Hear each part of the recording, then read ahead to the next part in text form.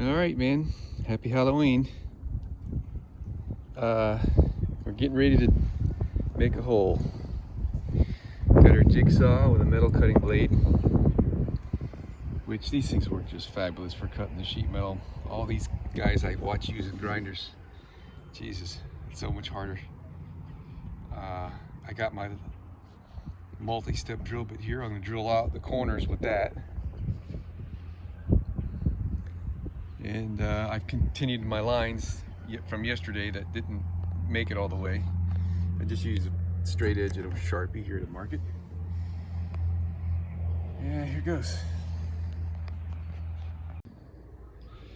So there's our 4 holes, and I shot for the edge of the hole to be on the outside of the line, so it should work. Still kind of puzzling how I was so far off on those holes up front, but we'll find out how this goes here shortly. I was just getting ready to start to cut, and then I realized I probably should put down some tape here so I don't scratch up the paint. So, see how that goes.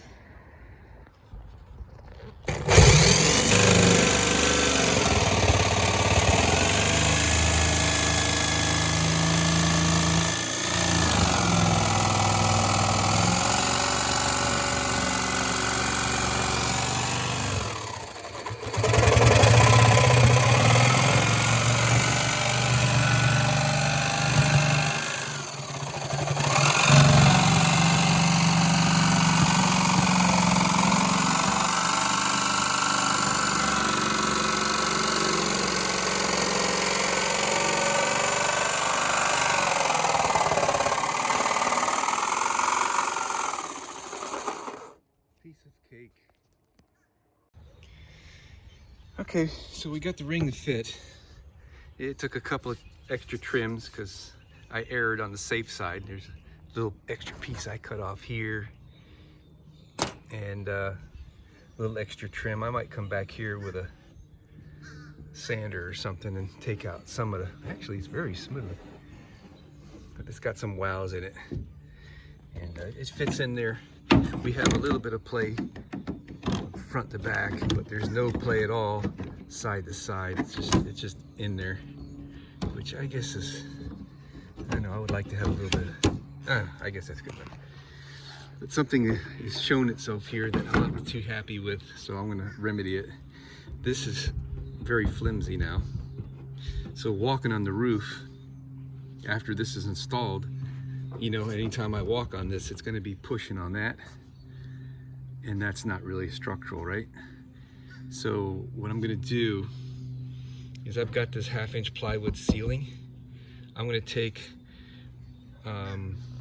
probably oak board if I have enough left over, and frame this thing out on the inside so that the roof sheet metal is kind of tied in to the ceiling, and that'll give me plenty of rigidity, a lot more rigidity anyway. So, as all projects, there's more to it than it appears. In case you're wondering how thin of a sliver you can trim, that's really thin, using a jigsaw. Piece of cake. Okay, we got the wood in. I didn't have oak board, but I did have this 1.25-inch deck board, pressure treated, which is good enough for me. So like all things, this was way more complicated than it looks. There's an arc to the top and there's an arc to the bottom. So I had to custom fit this piece and the one in the back here. I've got this all the way up as far as it goes until it hits the rib up there, which is kind of perfect because that puts the screw line from the ring on the top right in the middle of this. So this spacing that you see here, I'm gonna emulate all the way around. All right. And I'm gonna screw these in place. Just a couple screws. I've already marked here where the screws go in the beauty ring that's on the bottom. So I make sure I don't put anything in that area. And in the front and rear, I'm gonna put one screw in the middle, I'm pretty sure. So I've got an abundance of these stainless steel drywall screws, which are perfect for the application. They're a tad long, about 1/4 inch longer than I'd like. I guess they're about right. So I'm gonna pre-drill with this small bit. I don't know what size that is, some kind of 64ths. And then we're gonna drill the plywood with this, which will give me a nice pilot for that, which that's a 100-degree countersink for aircraft sheet metal work. But it'll work good enough for that. So let me get those holes drilled, get the screws in, and you know, we're probably stronger than any store-bought RV, but I would have wished that I knew this was going in right in this exact place early in the build, so I could have put a nice reinforcement rib all the way across. But you know, it is what it is. All right, here's the wrap up. We got her installed. I guess I should have elevated it to show better, but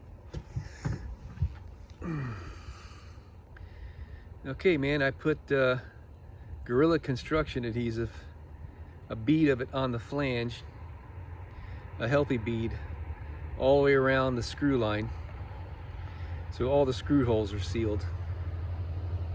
And we had some of that goo coming up through the holes. Yeah, I know. If I ever need to take this off, I'm gonna have to break it off. I got it. But I like working with Gorilla Construction adhesive. It does a great job, and I don't think I'm ever gonna have to take this thing off. So there you go. The install was really easy.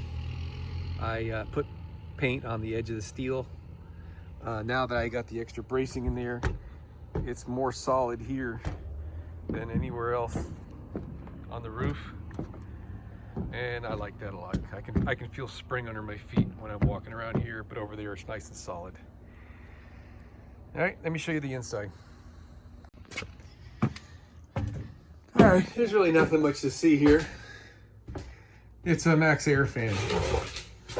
All right, so I added extra screws here and here because this ceiling has got like an arc to it, and this was sitting up in the air more than that is now, and it just needed it. So, you know, I got the one with the manual lift because I'm not that lazy, and the thing works pretty good, man. It moves air, and that's all we need.